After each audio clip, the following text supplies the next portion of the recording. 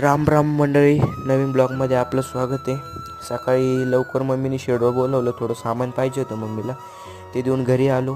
तुम्हाला माझ्या आवाजावरून कळलंच असेल मला सर्दी झाली आहे, म्हणून थोडं विकची वाफ घ्यावं म्हटलं. वाफ वगैरे घेतली. तोपर्यंत बघतो तर आपली मनी झोपलेलीच होती.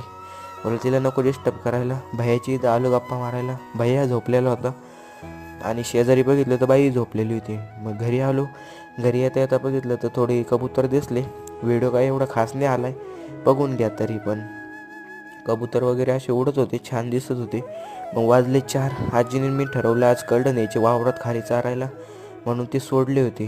पण ते आपल्या दावणीतच जाऊन खात होते.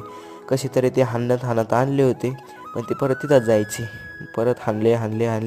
मग कटाळा आजीने म्हणलं जाऊ दे. नाही, आजी म्हणे शेवटी एकदा हाण. परत एकदा हाणले, ते कळलं असे. मग मम्मीने एक ट्रिक लावली, म्हणे मी घास घेऊन येते पुढून. आणि हा कार्डांचा एक पाठ पाहायला विसरू नका.